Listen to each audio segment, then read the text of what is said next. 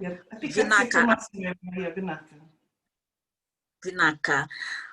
We will go on to our 4 questions now that we had touched briefly over the weekend when we briefly met. But before we go on to that, some of us here would have watched the session last week, Tuesday, the 30 to 49 age category, the session 2. Quite engaging, interesting conversations came up between the 4 panelists regarding and how they answer the questions, which we will talk about later. And there were 3 key points that was, we can say, like a takeaway from that session. And the three key points was how the family unit, like 3 areas, the family unit and home, how the home is important in the sharing or in the teaching of cultural resilience, where one of the participants, one of the panelists was saying, Luisa Matatol, regarding safeguarding, a term used by Simeon Sebunrenre in trying to hold together our culture, where parents and the family unit are constant avenue for young people to explore and practice their culture. And I believe as we continue with the rest of the questions, highly likely you will have similar experiences of how you were able to grasp knowledge of what you know now and what you share with your children. There also need to recognize the differences that may exist between different generations of Fijians in the UK, particularly with the older and younger ones, and this should be accommodated where expectations on young people are unrealistic. And the second one was communication.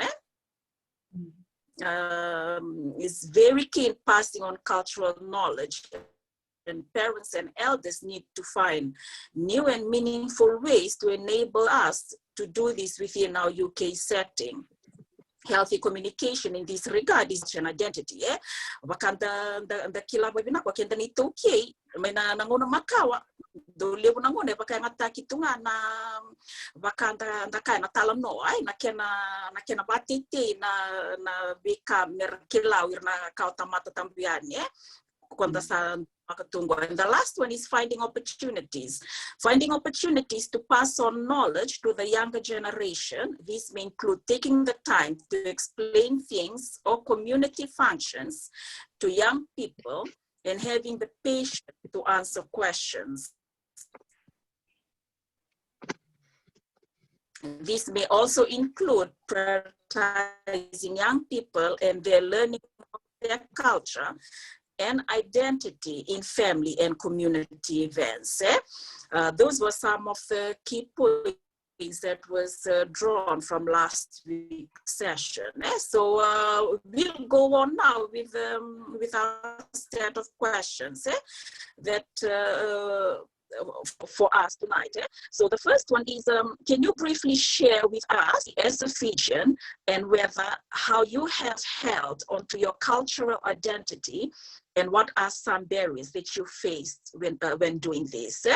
So we'll start with Anahavi, and then we'll go on to Ula, and then to Sosi, then to Mbumbusilik Anna in Fiji. Vinaka. Okay, thank you for the question, because when I saw the question, it was in 3 parts. The first one was the experience of living in the UK, and the second one was the how I held on to my cultural identity, and the third one was, of course, the barriers that I faced. I will talk from a personal level, really, because that's the only way I can probably relate to this question. Because on the whole, my experience of living in the UK has been very good. You know, I've been privileged to be in a different culture and that embraced me, and I wasn't really, you know, I didn't really, because I was married to a British person maybe, I had not I didn't go through a lot of the things that, and I think in the 90s, it was a different kind of Britain. There were lots of, Fijians were held with very high regard, and I'm sure it still goes on now, but I think it, I don't hear it as often as I did in the 90s, when we were known for rugby, and we were known for being friendly, we were known for, just happy people, and I think it was part of it. It was because we were close to being, we were only, we got our independence in 1970, and I think that was still linked to Britain. And so at first, when I came to this country, I felt, I was a foreigner, of course, but not, I felt a sense of not belonging because I'm not British. But then I had familiarities that I felt comfortable with straight away, like driving on the left-hand side of the road, eating fish and chips, things like going to rugby games and Black people around that you can see, that you can identify with. Things like language, of course, everybody spoke English and I was understood. So those were the things that I felt comfortable straight away with. But as time went on, I started to feel more British, and I think it's because of the integration. I integrated a lot with British people, and I felt a little more British. And I grew accustomed to British culture. But that doesn't mean that I didn't embrace my, I used to have yearnings for Fijian language, just speaking, because we didn't have social media in those days. So we didn't have this, the privilege that we have now to just call people and have a natter in Fijian. But, those days we had to call on the Fijian, on the telephones, and the bills used to be so high and things like that. So those were kind of some of the barriers maybe. So, but now I feel so proud of both my identities as a British citizen and a Fijian national. So I've really grown, and it's been 30 years I've lived here now.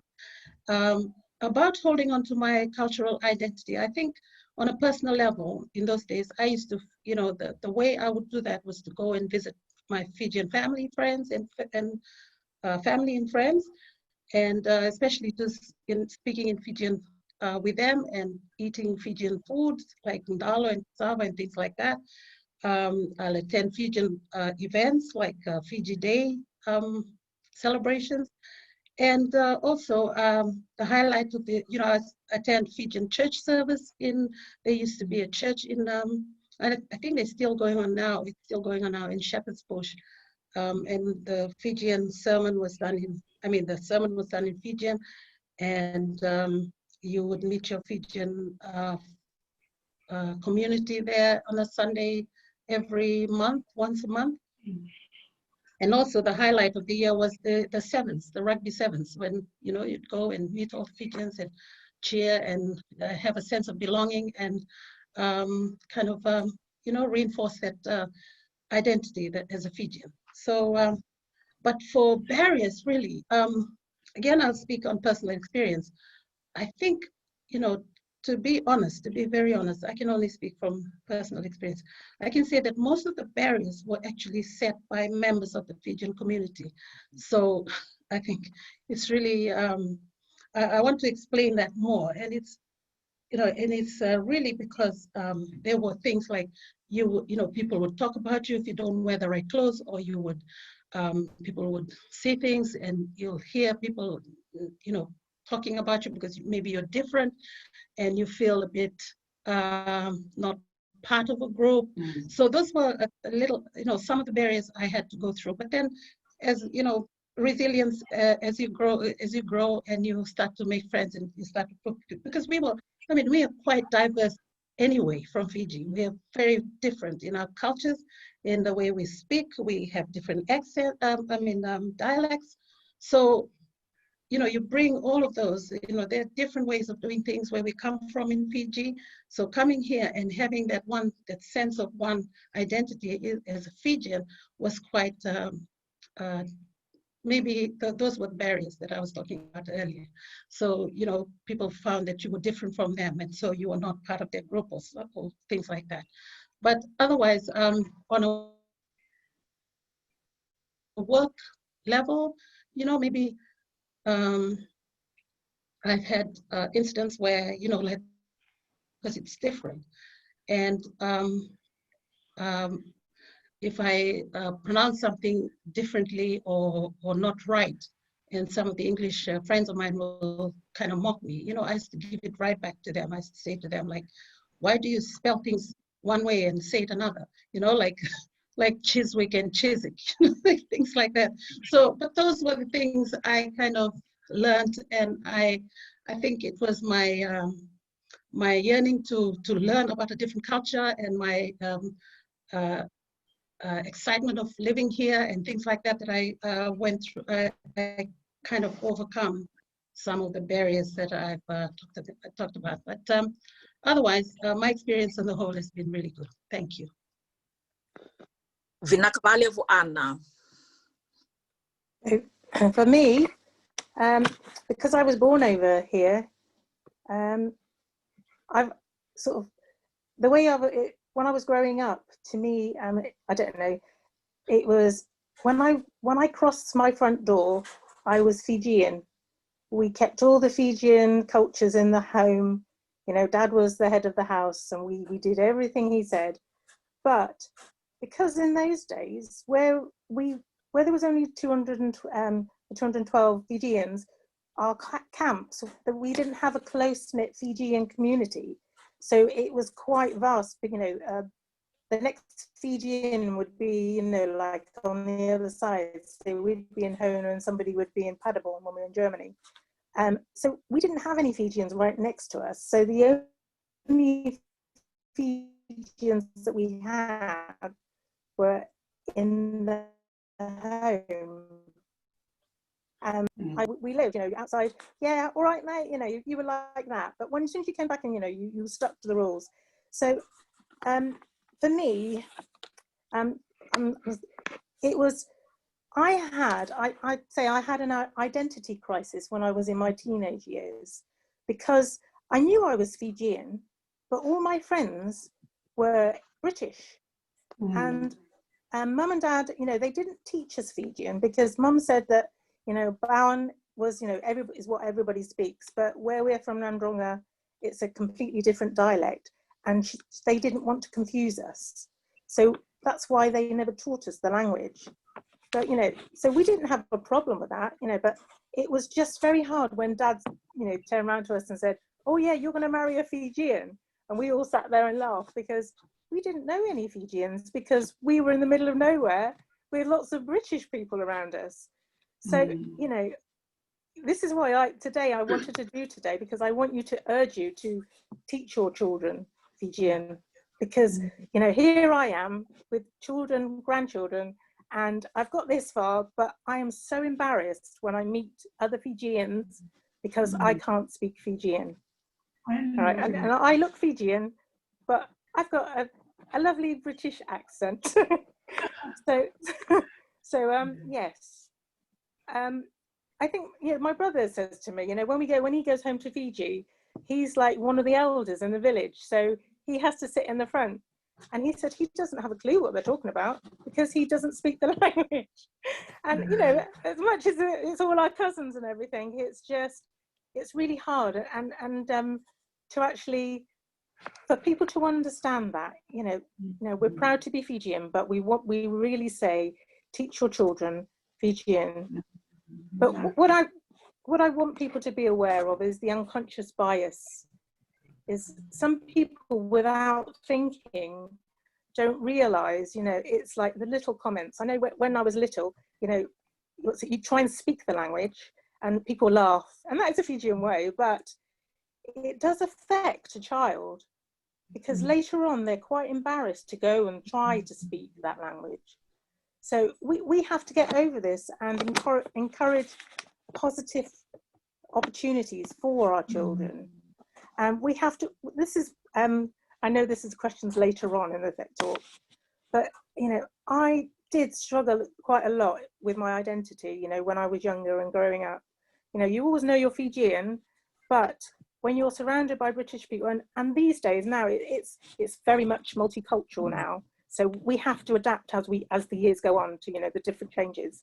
But for setting the way for our children for tomorrow, we have to, you know, encourage them, and they, you know, look at things from their point of view, because we as adults, we have our ideas and our expectations because we want our children to do things, but you have to turn the table around and put yourself in your child's position and see where they are in their life, and are they ready to accept what you're going to teach them. So if you can get over that barrier, this is going to work. Yeah. So I would say just you know, encourage it, and we can get over these unconscious bias. You know, the children will be fit to you know, to cope with these situations. Yeah. So I mean, I know, like, when a lot of the Fijian children, you know, my generation, as I say, they all went back to Fiji, and a lot of them really struggled because they were over here with us lot, all speaking British. When they went back to Fiji, the Fijians would laugh at them because they couldn't speak their own language. Now, you know, a lot of them got bullied, and you know, I didn't have that because I stayed in England because we were one of the older ones. But you know, it shouldn't. It's not right that, you know, that the children go through that. So for me, I've come on this because I really want you to encourage you to teach your children your language, our language, should I say. But my mum lives here in Weymouth with us, and you know, she supports us in everything we do. But you know, we are very much Fijian, and we're very proud. So yeah, that's all I can say. That I did, you know, sort of like lose my identity, and I hope your children don't lose their identity and remember who they are. And I'm proud to be Fijian. Ola, thank you so much for that. Sosi? So my Fijian culture comes, if I just give you a bit of background, my father came over to the UK in the 1950s. So he came over, he was an ex-Malaya veteran who disbanded and then went to New Zealand for 3 years, worked in New Zealand with my mother, and then came across to the UK in the 1960s. So it was about 1960 when he travelled to the UK. So he came across independent, and then my mother followed afterwards. Again, the journey 6 weeks by boat. They settled in London, and then they moved to Wales in the 1960s, late 1960s, 1966, 67. So we assimilated and we became part of a community in Wales, in Newport, a very Welsh community that openly accepted us, and we became part of that community. And that was on the back of a Fijian Wales tour that happened in 1964. So from that tour, people knew where Fiji was. So when Dad would go out, people would be like, yes, we know where Fiji is. And they automatically became accepting of him. He was also an ex-Malaya veteran. So he fought in the Welsh, in sort of like the Malaya campaign. And obviously in Wales, there were a lot of people working in the industries and construction where he was working, who were also ex-veterans from that Welsh, from the Welsh, you know, the various Welsh regiments that fought in the Malaya campaign. So again, you know, there was that common bond that he had, and which basically accepted us into the local Welsh community. So we were always made to feel Welsh, you know. We grew up with white aunties and uncles in the street. You know, I would call old women in the street Nana this, Nana that. And my friends were my family. We were lucky as kids. We went to Fiji when we were 6 years old in 1976. And from that visit and that tour, I suppose the memories of Fiji, and that was the first insight to Fiji that I ever had. And I suppose those memories stayed with me for the rest of my life. So there was always this yearning, even though I was living in a white community, feeling and being very Welsh, from that first visit in 1976, that was my yearning for Fiji. So I read a lot of books on Fiji. I learned about the culture. Our parents didn't really, I mean, I suppose when they first came over, they were trying to learn English. So teaching us Fijian wasn't a priority. And then when I did pick up Fijian, it was mainly swear words, which was mainly my parents arguing. So I became fluent in bad Fijian language. And then as I got older, again, when I went to Fiji and, you know, when I was like in my early 20s and 21, I became almost like self-taught in Fijian. Not completely fluent, but self-taught from, you know, I became a bit confident in speaking Fijian when I'd had a few drinks. And it's amazing because you can, you know, and people are like, man, you could have full fire now in Fijian. and you know, and it's sad to think that, you know, for me to speak Fijian, I had to be drunk.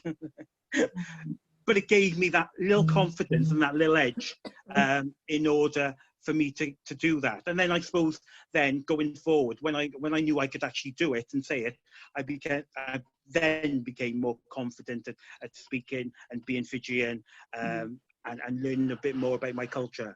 But again, I suppose some of the barriers too, like Anna was saying, it can be from certain people within the Fijian community who don't see you as being Fijian, or will say to you, man, you're not Fijian, or they will call you a plastic Fijian.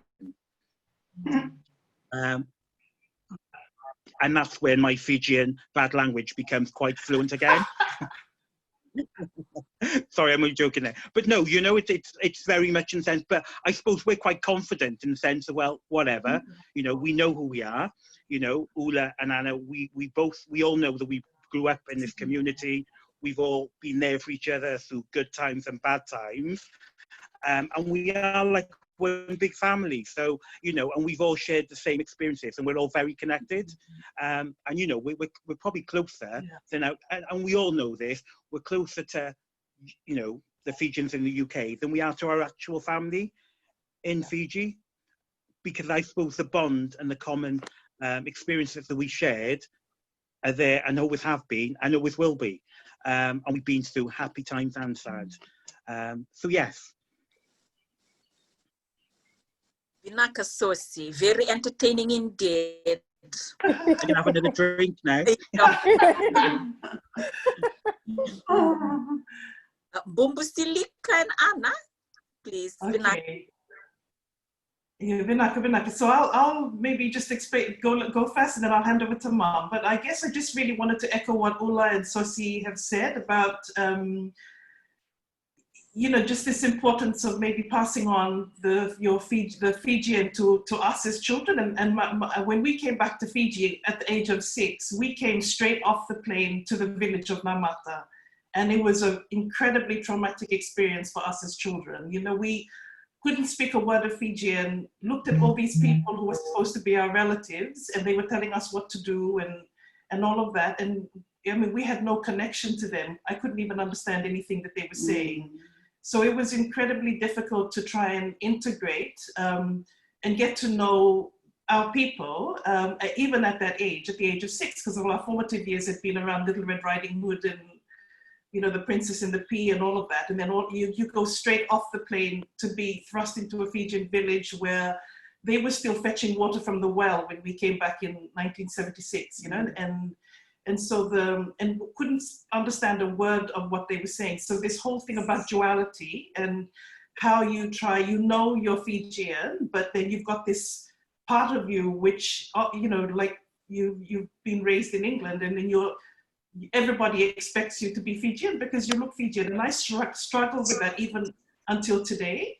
So my mom christened me Anna when I was born.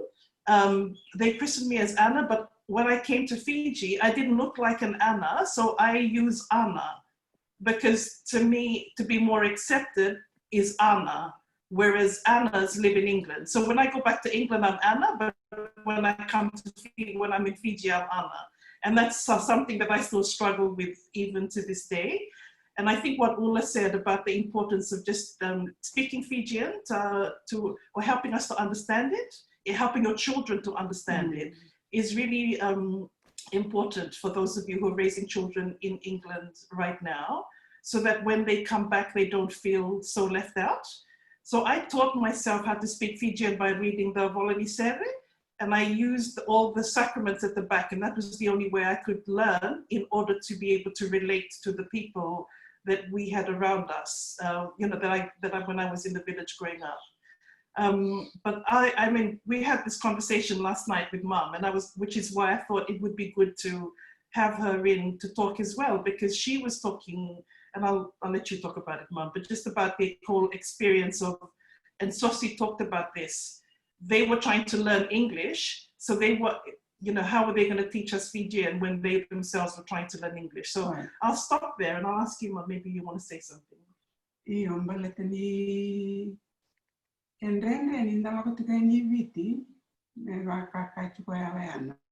Me ule mbule na kina bosa babalan rosando indi saranga oye umando sangachi kumule uli me urat me uran bikila kina bano sale rolet kutikin gai roto sa chiktalanga na buwale me una tokole me to kila na boso babiti to manda o kwa bosungo kisiong sumnani kila na kai tukunetiko Mango e raviti o i kutunga vi kono kama da casa. Ravalani o i kokirei. Mango raviti san lakuikia. Ini e ravalani au kirkere kono lakuikia o le kutunga kango veau. Dona kona kwea e dona ndindile witi. Nanungule topolema na mukila na vosa utoda na pokini vanua osala pokini nanungule le suma yo sa kotalo endona ka okwe osa sa vi mama ni kito vitalo no wala kito kosa wala ni kisara to lo mai vitina wale andona kandene ndo mai to le na to bula Merto kilana bosani nanando bosani tuki. Banda kaya.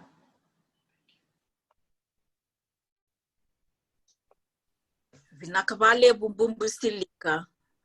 Dina sarangana kani bewa sekina, and I believe the viewers, especially parents here in the UK, they will really will try and identify with what you've just shared with us tonight and morning in Fiji. We'll go on to the second part of our question now, and it's what experience have you had with younger Fijian in terms of passing on cultural knowledge? I believe some of you in what you have shared initially have integrated the answer to that question onto what you have shared. But just briefly, like how you would to share culture with the younger Fijians in terms of passing on cultural knowledge. How will you go about that? We'll start with Ula, then we'll then to Anna Harvey, and then to Bumbu Silika and Anna, and then to Sosi, please. Vinaka.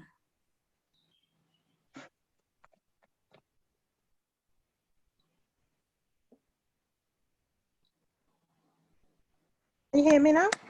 Yeah. So for me, it's just passing on to our children, all stories, continuing, to tell the stories, tell them about everything about your grandparents, making them understand where you come from. Yeah, and using all the artifacts that we have, showing them, what they're all about. I'm not really a lot to say, really. So yeah, just telling stories, making sure that they're aware of, you know, the background of where they come from. We have lots of sessions with the family, all sitting there, mum tells stories, everybody's telling stories. So that's very important to make, you know, get everybody involved, making sure they're involved. Naka Ola, thank you for that.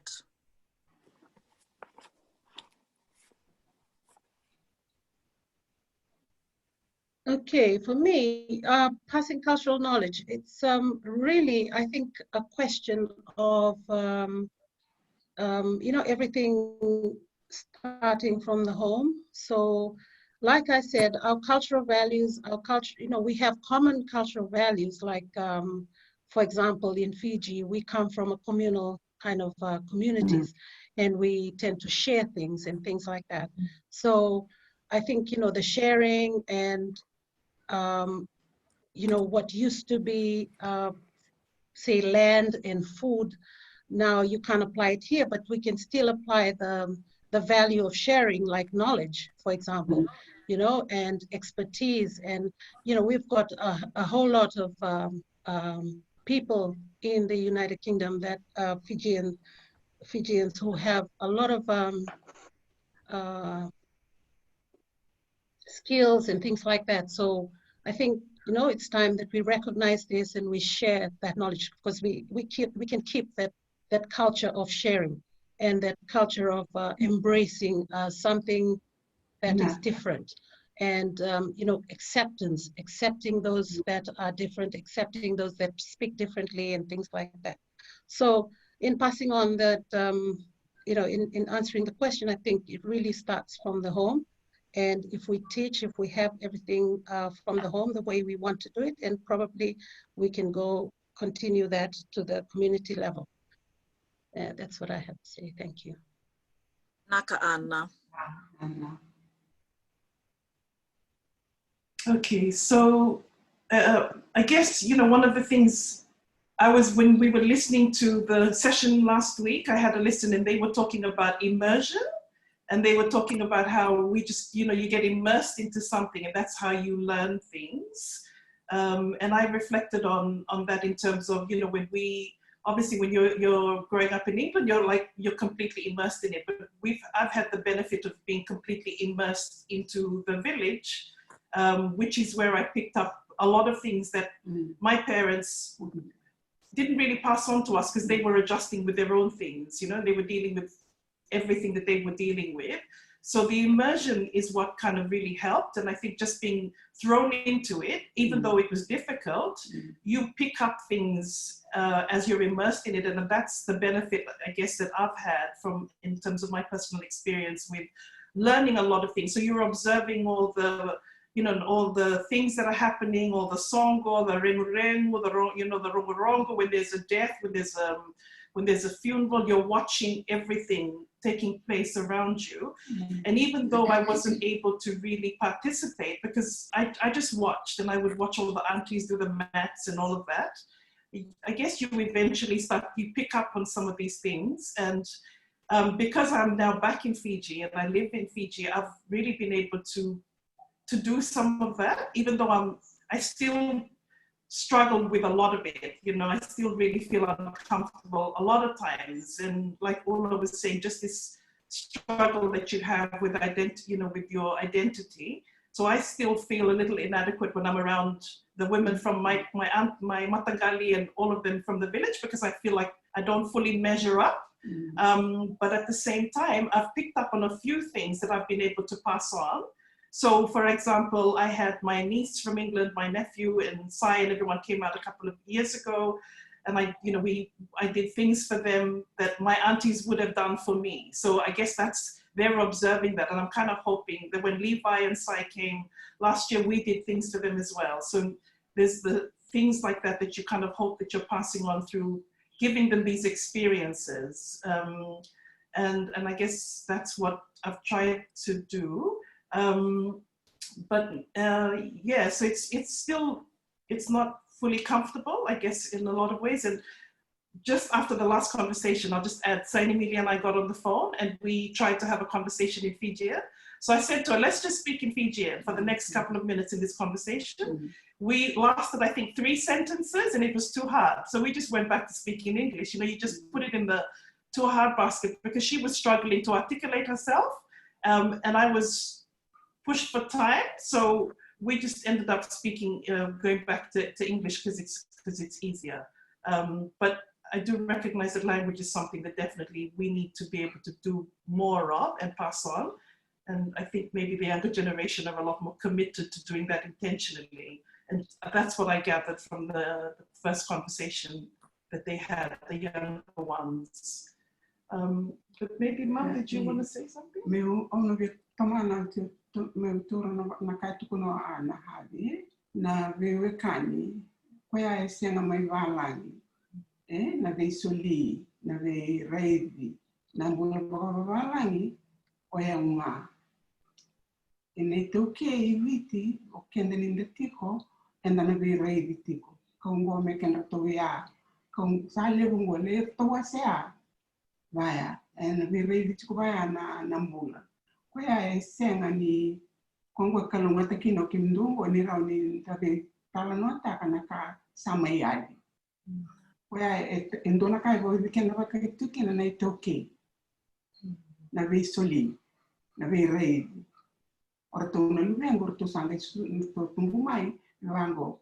Do ngaro na manana no do mbula merao. Kesa rangori pero ngol me rango. Ye na itoke esenga o vinakati si senga o sa tulo mani korora kaba koya na kena ndui o koya na kaya na vinakakina na vitala nongo kalungat kin ba le ni ro ni mai taman kim do na marama turang buguni be kango etiko sara au be toro ba bindi sarna ba tukono ana harbi ni koya ando no no e bo dikenda ba tikon le toke na wala ni kero tu polmeka ni sa e solinga na ka na be karon ele sana keni ko ni keni so en sema no nga we don't value money, we value each other, so you just give ko yana kai tu kina na itoke na kai biti e sudu ba kama keiko e no e sirso ni kalo be kenda Pembeka na kau na betu ni kimdo na turang maramanam takniko naka. Isa, vinakavale bumbu sili kana vikani wase ai nambula ni veisoli o kila o irana vikani rase matiko mena mbongi vinakani kuwa sa levu saratiko en dona kana rababi na vinakatiko mai na vikau ni wase tiko na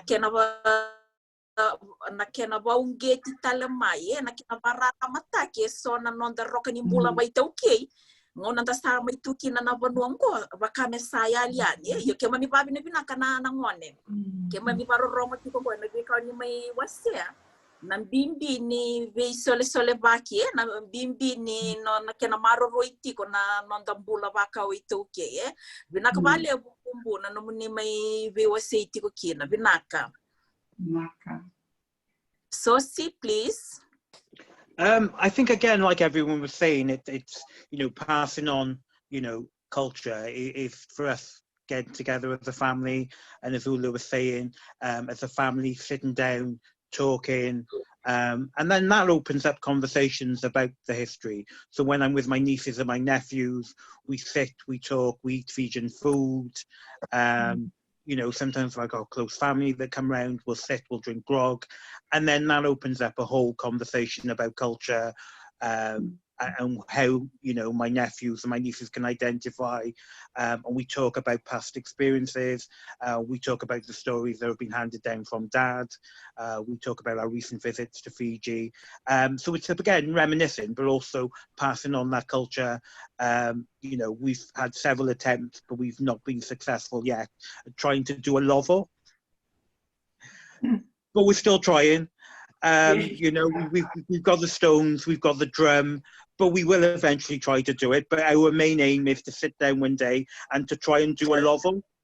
But we'll cook things, we'll do fish and lolo, and you know, and there'll be a competition between me and my sisters, who does it best, you know, and just little things like that, you know, or we'll come back and someone's made roti and we'll all be like, what? And you know, and even like my sister the other day tried to make Fiji buns, rock hard, which could have been used as lava stones. But again, you know, we will always try and succeed in trying to do that. So again, it's keeping that culture alive, keeping the identity, the food, and again, that aspect of, you know, sitting down and just sharing and talking, you know. I've got grog in the house, and I've got lots of grog, but I can't mix grog. I don't know how to do it. So it's good to have family when they come round to show me how to do it. So yes, so it's little things like that, and also passing, you know, little hints and little tips to my sisters. You know, when we'll go to a Fijian house, they'll sit there, and I'll be like, "Well, no, you should be in the kitchen with the women cooking," which is sometimes a bit like that. But I said, "No, but that's what they culturally do." Do you know what I mean? So, little things like that, you know, and knowing when to be quiet. But like Anna said too, you know, when people come and they would do the rengu, knowing what to do, how to sit, that it would be accepted on our behalf. Again, laying the mats, doing the tapa. So yes, so again, you know, showing that, but also showing that to ourselves, to my nieces, to my nephews, but also showing to the neighbours and families and friends that attended the funeral. So yes. Vinaka Sosi, thank you so much for that. The third question is, what do you think is the role of your generation in maintaining cultural resilience? Yeah? Sosi, for this question, I'll start with you first, because I really found encouraging something you shared on Sunday. And I saw you as a custodian of culture within your household by how you were telling your sisters, Lakoli Vasuli Rao, something like that. You know, you were telling, well, yeah. I'll start with you, Sosi, and then I'll go to Ula, to Anna Havi, and to Bumbusilika and Anna. If you can just share with us, like some of the things that you had to do your household, like reminding your sisters, like how it is that they needed to act, which you were sharing with us on Sunday, and we found very encouraging that you know, like you kept that that teaching, probably that you've inherited from your parents. You know, how we carry ourselves when there's a song or there's a somate, you know, and all those things that you have mentioned. So we'll start with that. We'll start with you, Sosi, if that's all right. Yeah, and I think, you know, like, you know, values that were handed down from my father and my parents and my mother, you know, in the sense of how you conduct yourself in the presence of other Fijians, culturally, you know. So several times, you know, my sister would come in and we'd be like getting ready, like Anna said, to the Fijian church service. And, you know, only one look like this and you think, well, you're not wearing a mini skirt. You will wear a suluira, you know, and next thing you know, she walks into church with, you know, a suluira, a Fijian fan, a Bible, and a Fijian handbag, you know. Almost like, you know, a fashion queen, you know, but it's, you know, it's knowing how to do what to dress and what to wear, you know.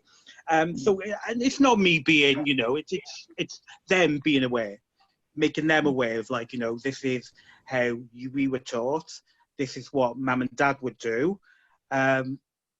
And also, you know, keeping that culture alive. So little things like that, you know.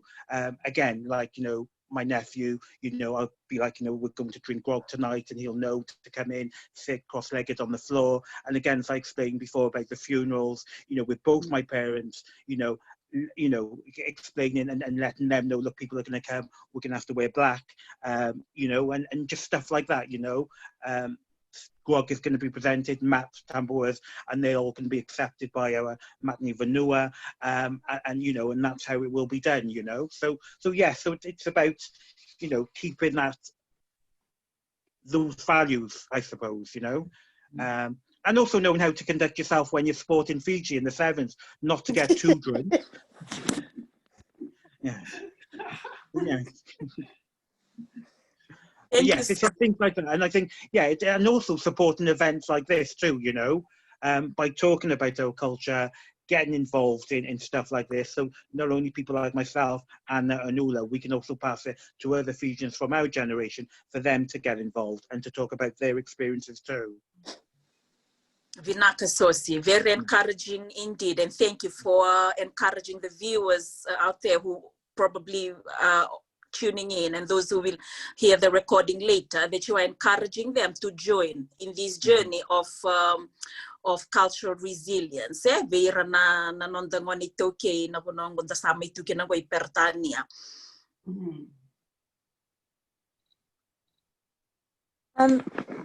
I think it's very important, everything that Sosi said, that we do this with our children, you know, and encouraging the children. But I also recognize that because we're in Britain, we're becoming a very multicultural nation. So I think a lot of different nations will be going through the same thing.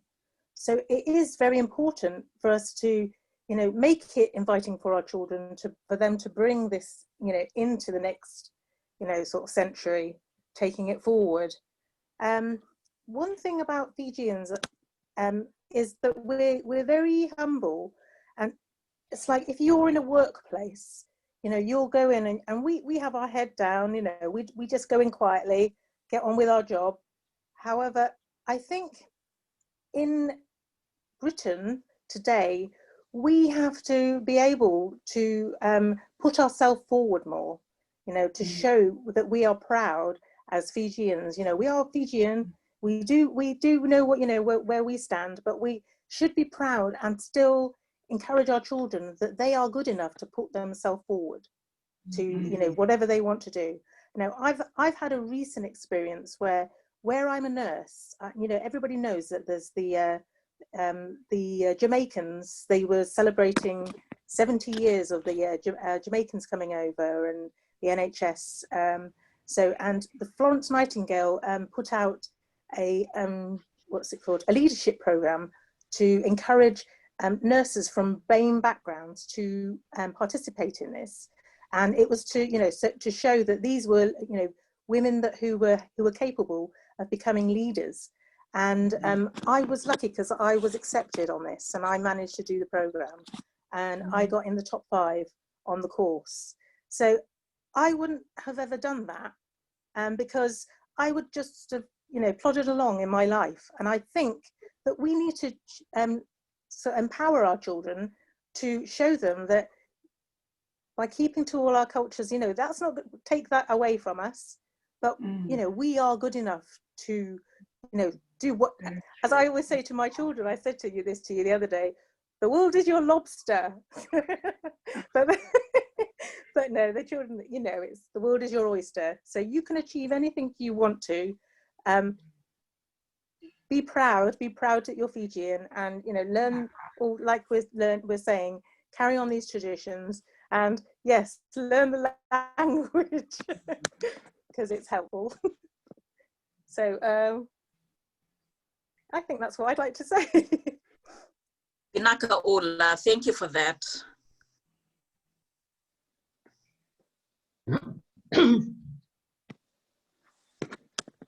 Are we next?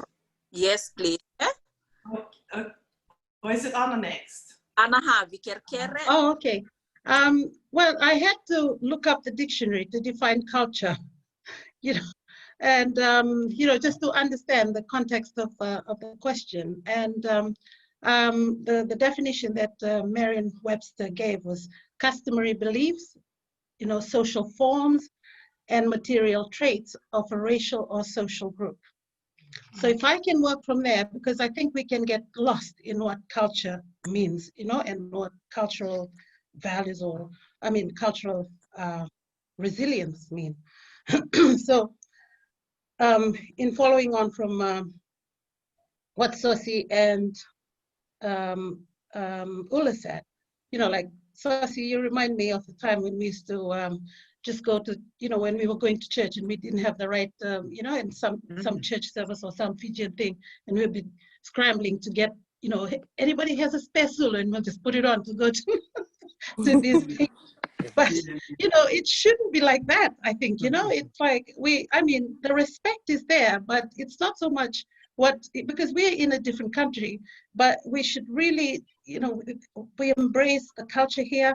And we can also, I think the more important thing for me is values, you know, and I can only speak from my experience because it's very different from the army people who came here to join the army. So in the definition of cultural resilience that we are working on, or we have adopted here, it says that it implies that continuity, it implies both continuity and change. And so those two aspects I'd like to speak on, and so with cultural resilience. So the first part is the continuity. So for me, that means continuing to maintain the cultural values that we hold dear.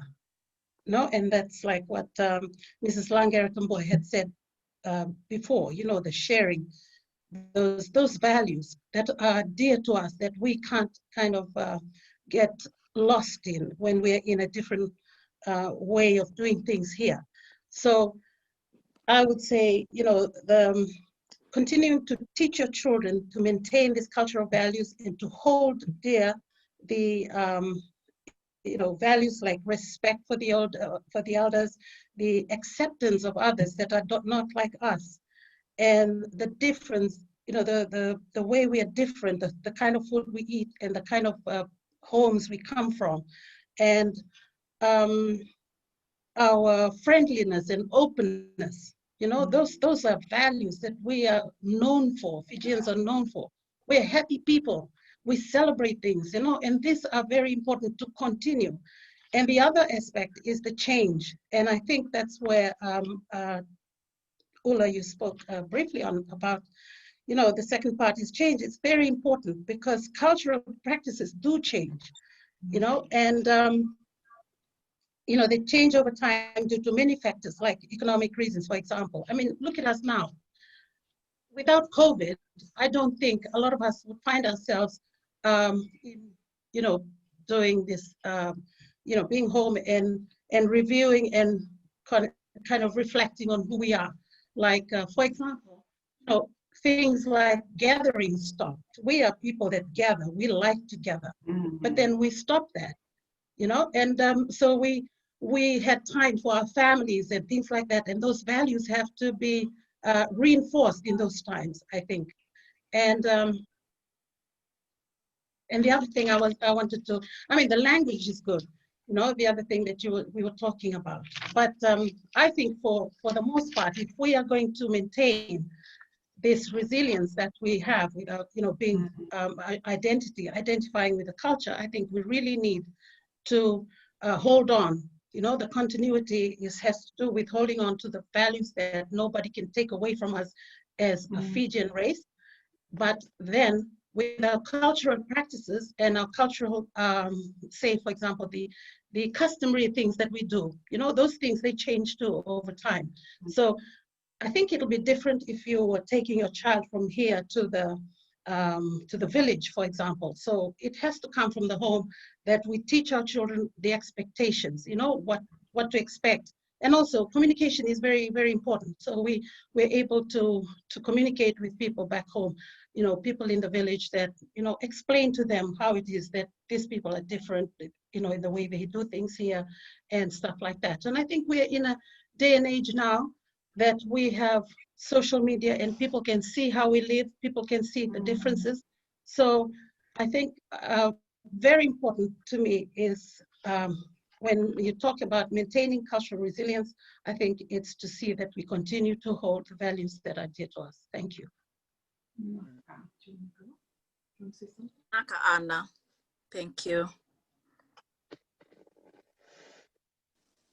I guess I really like what Anna was saying, and you know, just in terms of values, and Mama picked up on it as well, but just this importance of passing on the values that we're known for as Itoke, as Fijian people. And when I was thinking about this question, you know, one of the things I thought about in terms of the role of our generation in maintaining this resilience is, you know, we can't give what we don't have.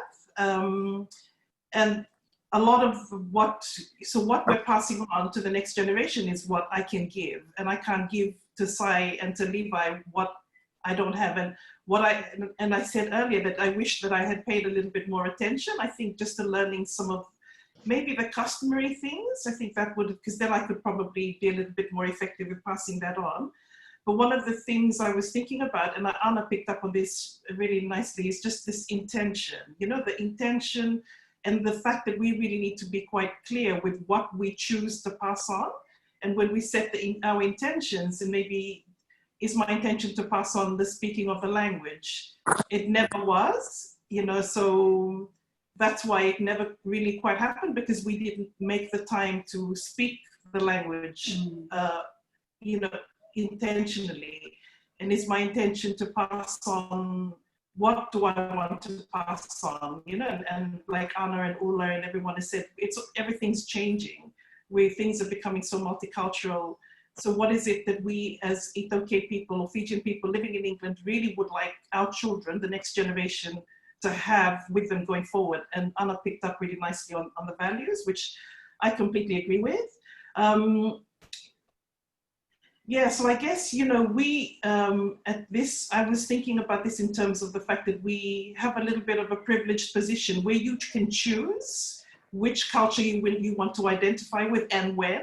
So Una said, you know, from the moment she walks into the front door, you're Fijian, but the minute you leave the front door, you're British, you know, and even when we were growing up, my dad was exactly the same with us. You know, he would tell us about the things that were happening in the village with all the Reokani, but his whole thing was, so you do it if you can, and if you can't, and so because of that, I tended to opt for the, you know, not doing it. So you know, you kind of get away with a lot of things, but I guess if I had to do it again, I'd probably pay a little bit more attention. I'd write things down, and so I could be a little bit more knowledgeable, and then I could pass things on, like to Sai and to Levi, because I can't give what I haven't got. So in terms of the role of my generation in maintaining cultural resilience, yeah, I think it's a little sad because we're losing so much. But I think this is a really great conversation to be having at this time, because we can still set intentions now, and we can probably be a little bit more purposeful with how we choose to do what we do going forward. And I really commend Marama Alliance UK and all of you for just taking the initiative to at least start the conversation and listening to the young people. And they were talking about the importance of language and how they're trying to learn dialect and all of that. And yeah, I would, you know, really commend that and really encourage it, because I would like to think that my grandson, who's now 18 months old, would be able to come back to Fiji in a couple of years, you know, even as a young adult, and be completely at home when he comes here, you know, and be able to go to the village, to sit cross-legged, you know, to do whatever he needs to do for when he goes to his, you know, to Tavuki and wherever he goes. Which is where his dad's from, but that he'd be completely comfortable with it. And we can start to do that now. So I just really, I want to acknowledge the work that you're doing. It's fantastic. Thank you. Serema, can I just touch, oh, sorry, go on. Do you want to say something first? Say something. No, I think Mrs. Wangere-Tambua wanted to say something. Yeah. Oh.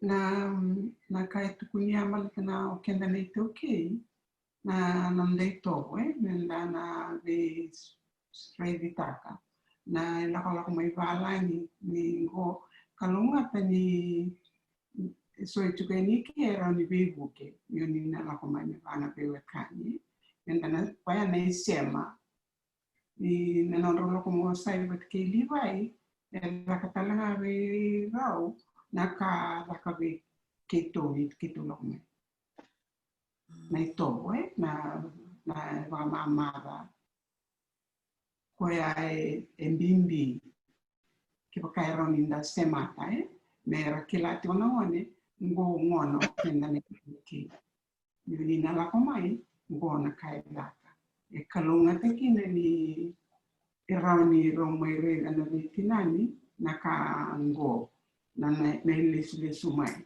men tana ge vital no takati ko mango e sanda raita sa taltinga ni roedo kwanda ngaya naka no dia tomani ke Vinaka bumbu silika. Anna, you wanted to add on something? Yes, please. Yeah, I just it was just on that you know, following on to what we this is really good, you know, these discussions that we're having, just like what Anna was going on about. And you know, for us, we Fijians, we are known for so many things, for so many values, and some of them I've said before. And you know, just showing kindness. And one thing I've seen is the work in the care business, the care industry, you know, nursing and all those things. I mean, these are Fijian values. These are, you know, they actually fly the flag for Fiji, like what Ulla, congratulations on your achievements and how you fly the Fijian flag and how you know, you show that that true value of a Fijian in your workplace. And we are known for those. And I think should continue, and those should be kind of fostered, you know, in our, because all the other things like what Mrs. Langaratambo was saying, you know, that's for all of us in our own homes, in our own families, we can do and reinforce because we have our families back home. But on a communal level, I think, you know, this identity of Fijian is really those values that we were talking about earlier, that, you know, the integrity. We are known for being honest, for being, you know, maybe we, you know, sometimes the culture is you don't speak, but then we are honest people. We don't steal, things like that. Those are the values that we hold dear and we should carry forward. And as far as a role, you know, as my role, and I struggled to kind of see what my role is. But then for me, the only way I could say, and I could probably, if I have to articulate what my role is in the communal level of Fijian in the UK, I probably would say it's the reinforcing of this cultural resilience as someone who is readily available to be there for those in our community that face difficulties or, you know, some adversities. So we can start from our homes and then we move on to the community level. You know, I'm here and people do call me when they need, because we're older and we have experience and things like that. So those were, that's really what I would say my role is. Thank you. Anna, thank you so much for that. We are now towards the end of our conversation. Our Talanoa, we've gone past 9 p.m., which is expected. The last question is to do with knowledge and language, but then I will not ask it because throughout our Talanoa, you've shared about language and dialect. And the importance. So, so what we're going to do now is we are going to do our concluding remarks, and which, if you can strengthen as well in your concluding remarks, is the bit about language, regarding how you feel about language, and any last words that you want to share with the viewers tonight. And to add to that, there's a lot of positives coming out from the comments of the parents here in the UK as well as abroad, in France as well, and they are so thankful to all of you for being genuine and authentic in your experiences, so that they can relate to and be able to connect and do something about it. So that's what we're going to do now. We're going to close our discussion. The bit about language as well, if you can include in your concluding remarks. So we'll start from Wales. Saucy, if you can kick it off for us. So yes, I think. Yeah, so I think, yeah, my final views would be that, you know, again, what we said through the whole Talanoa session that we've had today. But yes, being aware of my language, but also being aware of the dialect and knowing when someone is talking that dialect, even though I don't particularly understand it, and I understand more Bow, but also making that transition. And also there've been bits where I've picked up of my bar dialect when I've been to Fiji. So, you know, I will say certain things, you know, like, you know, I always call my dad Omba, you know, or Batuai, Bakali, you know. So using those terms of endearing, or those terms of greetings, you know, like Solivina, little things that show in some sort of way that I'm from Ba, and that I sort of like know a little bit. So it's knowing that not only do I have a language, but I also have a dialect too. Yes, and I think that's, you know, that's, but as we said, it's not all about language, it's about everything else, you know. And, you know, I think Ula said something earlier about the fact that, you know, sometimes when you go to places, we look Fijian, but we don't necessarily speak or sound Fijian. And you know, and I'm very much like, but I don't think it's something that, you know, it's embarrassing. I just think it's where we're at, you know.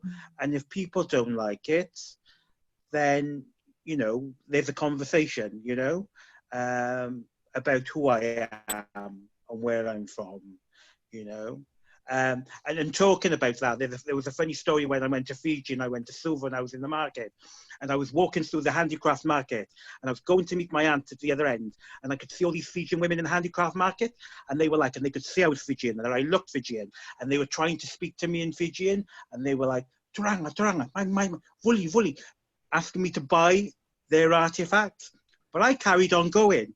And as I got to the other end of the market, this Fijian woman shouted, "Bonjour, you from Vanuatu?"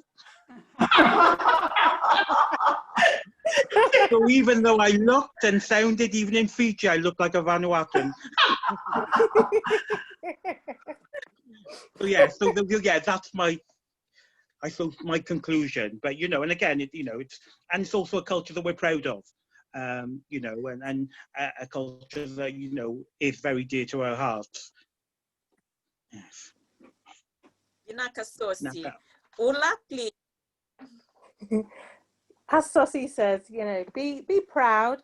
I think we all learn in different ways, and it has to be recognized that, you know, to learn our different dialects, and it's understanding how a person learns. You know, some people will be visual and they can watch videos and they will learn it like that. Some people can read a book, but it is important about, you know, understanding your own dialects from where you come from. Yeah, so making it, you know, very positive, you know, making positive opportunities for our children to, so that they want to learn it, that positive environment. Yeah, I keep saying it's very important to make sure that our children are aware that there are different dialects and they know what their dialect is. Anything else? Thank you so much. We'll let Anna have it, and then we'll conclude with Bumbu Silika and Anna, please. Thank you. Well, thank you very much for this opportunity, because I've enjoyed listening to all the different experiences. But one thing we have in common that we have always, you know, having this kind of conversations is that we are Fijian and we come from Fiji and we're proud of that. And for the language bit, I think, you know, language and dialects are not my area of expertise, so I can only speak from my own view of the subject. In terms of passing it on, it's entirely up to the parents, it's entirely up to the person who wants to learn, because as long as you are understood, I think, you know, there are people who are mute who can still understand language. And so those are things that have to come from the person, you know, it has to come from people, it has to be left to the decision and not forced, because that's my view anyway. So we are from a country with many dialects, and that some could qualify even as languages. And to bring it onto a communal level to teach it as in a community, a diaspora community, it could, you know, stir up some differences because of the many dialects. We have to kind of identify what we regard as a Fijian language, for example. And so that I will leave to the experts to decide, but or community leaders. But each to their own, I suppose. So I would say, you know, to end, to summarize for me, my summary today would be, you know, we encourage by having more dialogues like this and having very maybe constructive and meaningful and practical and suggestions of practical solutions of problems to do with identities and cultural identities and stuff like that. And the other thing is about language. Let's not assume that everybody who wants to speak Fijian, you know, it means Mbawan language or Mbawan dialect, and that's all I'm saying. But I would encourage everyone to always speak the language of love. Davelo maninga wakabihotani wakapanua bimbi inakavandi. Beautiful. So much. Beautiful. Do you want to say that? Ono ria vosa mandanga na mukungu ona tukonanga na ka maletia ume reta kina na ka yado na vosa na ngono bula de tumekina na ngono bultikina oyo talita kana vosa babalan na ngono sala kokina molo kanivalan de oya esa dosana tabakai lingwinela na vosango ne ngetu ngulu tumai sa chunga na wakasa mni valan wakai mwile kino ya una kina no vosa koya ni kiro sa tipo no vale ni sa tipo no vale kiro tal no valan o kiro no biwati ni kiro bina katme kiro tukun dona kai tukun kila na ngoni kiro talia sarwa viti de baka tu e buni tipo indona ka to sinkila na ngone. You're speaking Dutch, you know. I mean, kwa tiko kina na baka samambo na ngonge mbulu ka tumekin ke nom dombulo kimdo kalunga ta wale ni rawan da we wese ta kana be kala le bango do sa kalunga saranga ke tiko na ndona ka ubia pagande ta ke kera ni ndina ni tuna nandandui vosa, as we say dialect, but really, literally, kera ke osa kaivit mo kilamna ni mulu na kan dono bono ko makaka also, see, kera kaya ko na panolo kin ni mula asa kile sana kaivit. Ndina ni ratun sumen na welengo na kaya. Ndumna na vosa na o kile tani kine ni o kaivit imbalik na vosa na mula kina bina.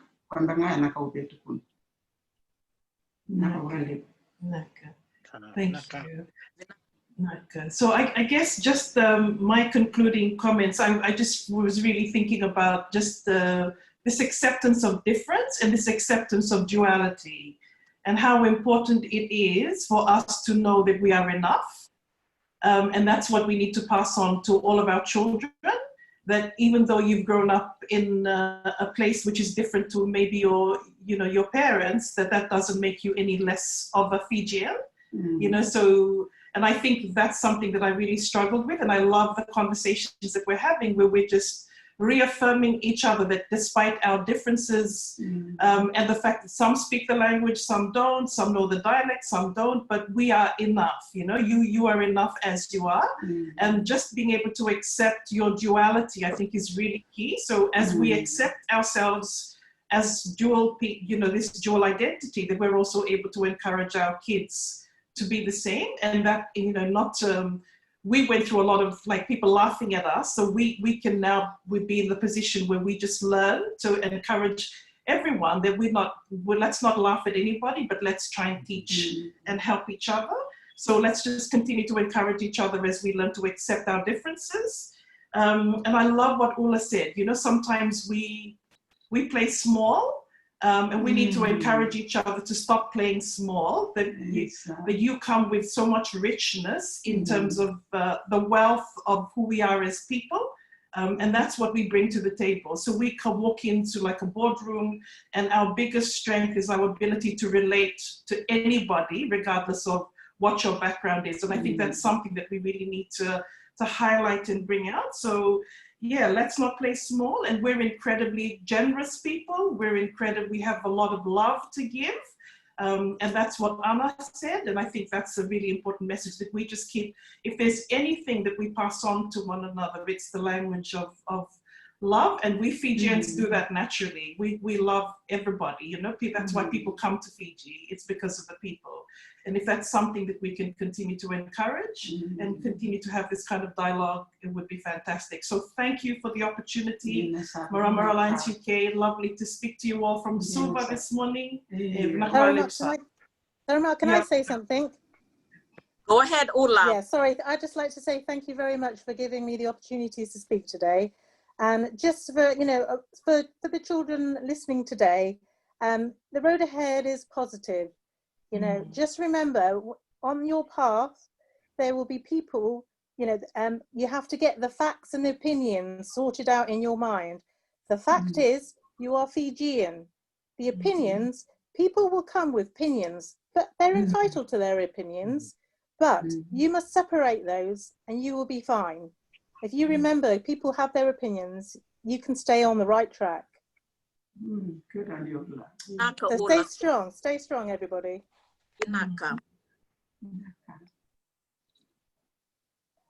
Yes, Anna, would you like to say something? Yeah, sorry. Obvia torangana ngonongo mo ba binibinaka be Mrs. Langer tambo na nona wasiama na nona na kaya lak duruma batake na nakake de ko erida leso ba me da vuli mekina. Obvia ba binibinaka tasara vale bunyo ni tiko ni me tiko ngona ni to vital no danaka kit on endokai ni tiko vinaka vale. Vinaka, panelists, we come now towards the end of our Talanoa. And just a quick announcement regarding next week will be the final session, which will include all the panelists from all the 3 sessions. So the final details will be dispatched once it's ready. Autor talaga nangunang ko mo napukunrito na Marama Alliance UK na committee kerto na Vingarabi mo baka binabinaka bike mundo na panelists. Binaka bali bumbu silika no muniti ko bate keke mami nambongi binaka ni koi pertania mataka may viti.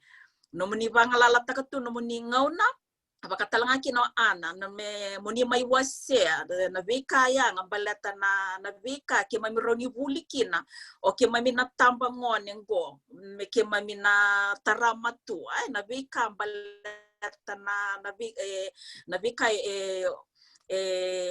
umalikina na vika baleti ke mamina itoke ke kito babne binak sarvale na numuniti ko rawe na bongi binaka ni ko. And for the rest of the panelists, Anna Harvey, Ula and Sosi, thank you so much for tonight. You know, thank you for sharing your stories, for being genuine and authentic, and helping us understand more about what it is that you went through. And I believe on behalf of the viewers as well who are tuning in tonight and those who will watch this recording later, we all share the same sentiments in thanking all of you for coming out. And I know it's not always easy to share your experiences, how personal it may be on a platform such as this. And we are really thankful here at Marama Alliance UK that you can do that for us.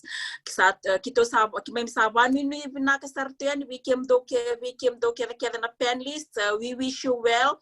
Thank you so much for tonight, and also the viewers who are tuning in tonight. Thank you for your time. And we hope and believe that, that you will take away something important from what we have shared tonight on this session on cultural resilience. With that said, good night. Ni Mother Tokamanda, Wakaleilai. Nangona da menangay adob nangona to nangay wisa tari talikina na madhaw maingo binakabali mo. Naka. Naka. Bye. Mother. Thank you. Mother. Bye, Anna. Mother. Bye, Mother. Naka. Bye, Anna. Bye, Anna. Bye. Bye.